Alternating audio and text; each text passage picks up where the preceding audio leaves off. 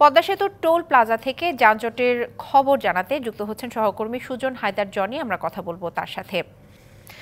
সুজন, পদ্মা সেতুর toll plaza যানজটের বিস্তারিত জানাবেন আমাদের।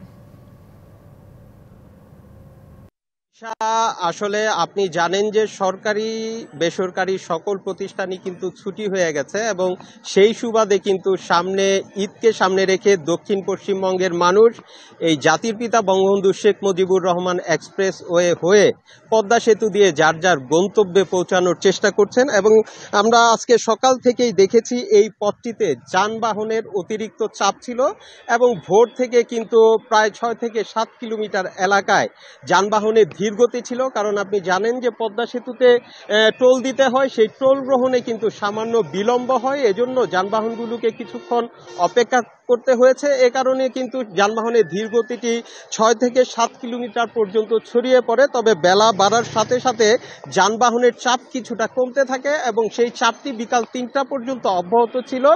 পরবর্তীতে কিন্তু এখন আমরা যে পরিস্থিতি দেখতে পাচ্ছি, এখানে মহাসড়কে যানবাহনের চাপ একেবারেই কমে এসেছে এবং পরিস্থিতি একেবারেই সহনীয় পর্যায়ে চলে এসেছে। আপনাকে আরেকটি তথ্য জানিয়ে রাখি যে গতকাল রাত 12টা থেকে আজকে দুপুর 2টা পর্যন্ত এই পদ্মা সেতুর দুই প্রান্ত দিয়ে প্রায় 26 লাখ যানবাহন পারাপার হয়েছে এবং এতে কিন্তু টোল আদায় হয়েছে 3,40,00,000 টাকা। অর্থাৎ বোঝা যাচ্ছে যে কি পরিমাণ যানবাহন গত 14 ঘন্টায় এই পদ্মা সেতু দিয়ে পারাপার হয়েছে।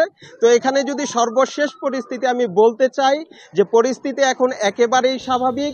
কিছু যানবাহন আসছে এবং নির্বিঘ্নে কিন্তু পদ্মা সেতুতে টোল দিয়ে যানবাহনগুলো পদ্মা সেতু পাড়ি দিতে পারছে। তো এই মুহূর্তে যাত্রা একেবারেই নির্বিঘ্ন বলা চলে।